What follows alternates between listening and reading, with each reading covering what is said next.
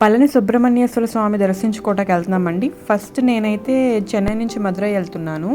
ఇది చెన్నై ఎగ్మోర్ స్టేషన్. చెన్నై ఎగ్మోర్ స్టేషన్లో పాండ్యన్ ఎక్స్ప్రెస్ ఎక్కి పాండ్యన్ ఎక్స్ప్రెస్ అని ఉంటుంది మధురైలో. ఎగ్మోర్ స్టేషన్ నుంచి పాండ్యన్ ఎక్స్ప్రెస్ ఎక్కి దాని తర్వాత మధురై నుంచి పళని వెళ్ళాము. సరే, కొంచెం నైట్ రీచ్ అయ్యాము చెన్నై. అందుకని చెప్పి ఒక 6:37 కల్లా రీచ్ అయ్యేపాటికి సరిగా కొంచెం టిఫిన్ చేసుకుని వెళ్దాము అని చెప్పి. చెన్నైలో మాత్రం ఈ టిఫిన్ చాలా బాగుందండి. మేము ఉన్న చోట ఎగ్మోర్కి దగ్గర ఏదో చిన్న హోటల్ ఉంటే తిన్నాము. వీళ్ళు చక్కగా మనకి అరిటాకు వేసి అన్నీ, అది కోకోనట్ చట్నీలో ఇంకా మనకి గ్రౌండ్ నట్స్ అవి మిక్స్ చేయకుండా ప్యూర్ కోకోనట్ చట్నీ. ఇదేమో దోశ. నేను మాత్రం మంచిగా తిన్నాను, నాకు చాలా బాగా అనిపించింది. వీళ్ళు చక్కగా చాలాసార్లు మళ్ళీ చేశారు కూడా. ఈ కాఫీ ఎందుకు చూపిస్తున్నాను అంటే, ఎక్కువ ఇచ్చారు కానీ ఈ చిన్న హోటల్లో కాఫీకి 34 రూపీస్ తీసుకున్నారు. అసలు ఎందుకో అర్థం కాలేదు. దాని తర్వాత ఇంకా పాండ్యన్ ఎక్స్ప్రెస్ మధురై రీచ్ అయిపోయాము. మధురై రీచ్ అయిపోయిన తర్వాత ఇదే రైల్వే స్టేషన్ అండి.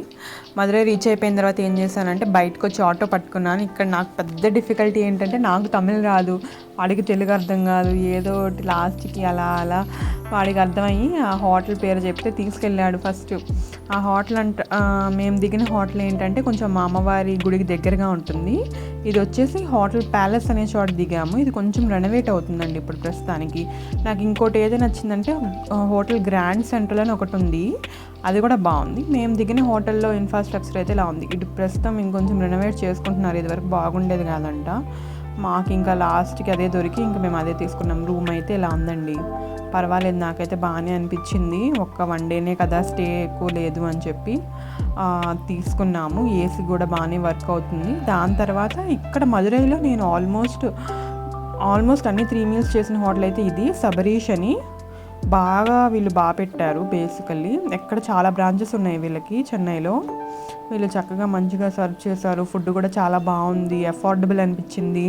లాస్ట్ నేను చెప్పాను కదా కాఫీ 34 రూపీస్, బిల్ తీసుకోలేదని చెప్పి ఈసారి బిల్ తీసుకున్నా. ఇలా అఫోర్డబుల్ అని చూపించడానికి బిల్ తీసుకున్నాను. ఇంకా మధురై నుంచి పళని బయలుదేరాము. 3 అవర్స్ పడుతుంది. టోల్ గేట్ ఇవన్నీ ఉంటుంది. నేనైతే కార్లో వచ్చాను. ఆ అబ్బాయి 2 and fro 4500 తీసుకున్నారు. కొంచెం మధురై నుంచి దూరం కాబట్టి ఇంకా రిస్క్ చేయకుండా ఇలా వెళ్ళాను. దాని తర్వాత ఇదంతా మధ్యలో గ్రీనరీ. పళని వెళ్ళాలి అని మధురై నుంచి డిసైడ్ అయితే మాత్రం మనం 1 డే కంప్లీట్గా దానికే డెడికేట్ చేయాలి, వేరే దానికి ఏది డెడికేట్ చేయకుండా. ఎందుకంటే అంత టైం పడుతుంది పళనిలో. ఇది వచ్చేసి ఇలా ఎంట్రీ ఉంటుందండి పళనికి. దాని తర్వాత ఏంటంటే ఇక్కడ రోప్వే, ట్రైన్ అండ్ 2 ఉంటాయి పైకి ఎక్కడానికి. రోప్వే వచ్చేసి 60 రూపీస్, ట్రైన్ వచ్చేసి 50 రూపీస్ అనుకుంటండి. కాకపోతే ఆల్మోస్ట్ బాగా వెయిటింగ్. మాకు ట్రైన్కి వచ్చేసి 1.5.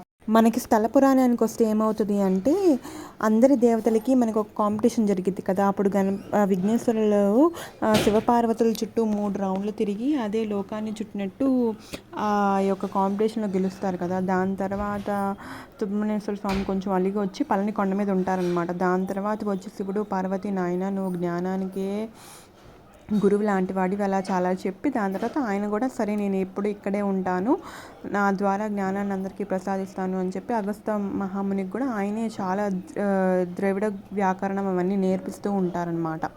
సో అలాగా ఆయన ఇక్కడ వెలుస్తారనమాట. ఇప్పుడు మనం ముందు చూసుకుంటే ఏంటంటే ఇది ఇంకా పళని గేట్స్ అనమాట. అక్కడ కనిపిస్తున్నాయి కదా, అవి ఒకటి ఫోన్ డిపాజిట్,